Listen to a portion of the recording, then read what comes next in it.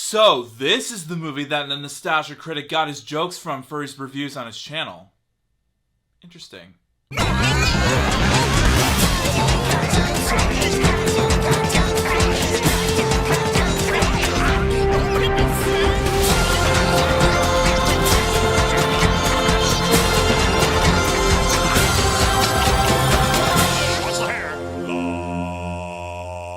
Yo, what is up, my Cinedroids? G to the S here. Today, I'm going to be reviewing Monty Python and the Holy Grail. A comedic send-up of the grim circumstances of the Middle Ages as told by King Arthur and framed by a modern-day murder investigation. When the mythical King of the Britons, played by the late Graham Chapman, leads his knights on the quest for the Holy Grail, they face a wide array of horrors, including a persistent Black Knight, a three-headed giant, a cadre of shrubbery-challenged knights, the perilous Castle Anthrax, a killer rabbit, a house of virgins, and a handful of rude Frenchmen. Quite the adventure, huh? To be honest with you guys, I just don't get the wide appeal of this movie. Not to say that this is the worst movie I've ever seen or anything. You guys over-exaggerate too much. But it's just not really my favorite. And I'm not talking about the amount of effects in this movie. If anything, it was meant to be cheesy on purpose just to be played for laughs, so I appreciate the idea of that. But for me, when it comes to the movie's use of comedy, I mean, sure, there are no fart jokes, poop jokes, or unnecessary pop culture references in this movie, so that's good. This whole movie's type of humor is breaking the fourth wall meta jokes, so I'm interested in that. But still, the problem with telling a joke in this movie is that you linger on them for too long. The skill of telling a hilarious joke in a comedy is that there is a timed punchline and the jokes feel quick. Like, there are some jokes in other comedies where the jokes come from out of nowhere, and if they're timed right, it could land a hysterical laugh from the audience that are watching.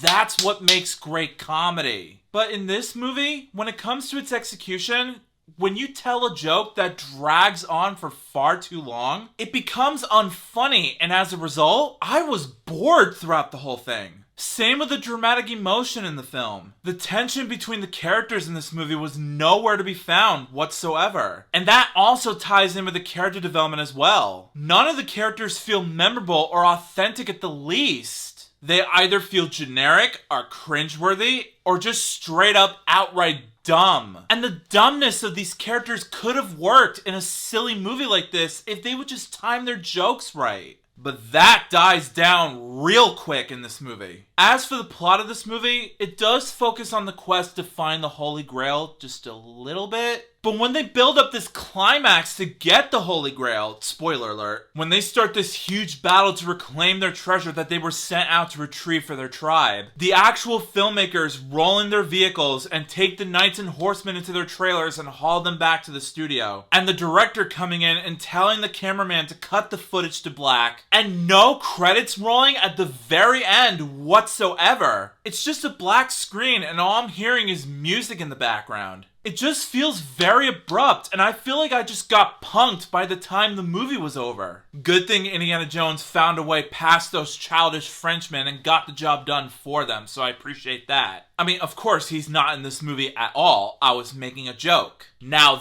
that is a well-timed joke and a well-timed reference. Take notes, people. So yeah, the point is the story felt jumbled and all over the place, and it left me confused.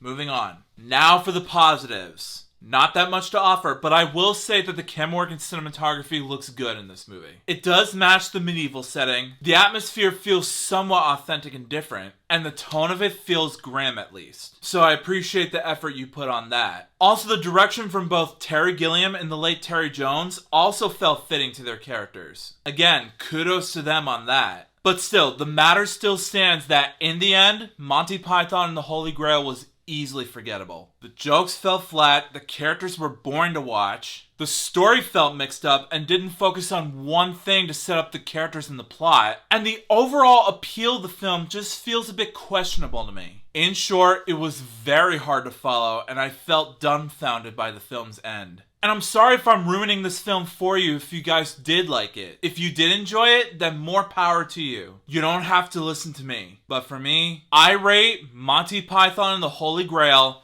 a 3 out of 5 stars. Again, I'm not saying you should hate this movie too. That's not how opinions work. But if you did enjoy this film, then that's awesome. I'm glad you get to enjoy something that I can't get into. But for me, I would rather watch the Shrek movies instead. So, Monty Python and the Holy Grail. Have you seen it? If you have, let me know in the comments what you thought about it. Do you agree with me? Do you disagree with me? Answers down below, please. Also, if you like this video and you want to see some more, make sure that like button shines in your face. That'll totally help me out a ton. Also, share it with your family and friends and favorite it. That's a very good way to show support for this review. Also, if you're new to my channel, make sure to subscribe and ring that bell right next to you so you can be notified of future videos that I have in store for you. Also, if you want a shout out in a future video, just follow me on both Instagram and Twitter, and I will choose one of my Cinedroids to be displayed as a shout out. The link's in the description below. And also, if you want to subscribe to my gaming channel, there's either a link in the description or at the icon card at the top right corner of your screen. Go over there, subscribe, and let's just have fun together. But until then, I'll see you next time. Peace out.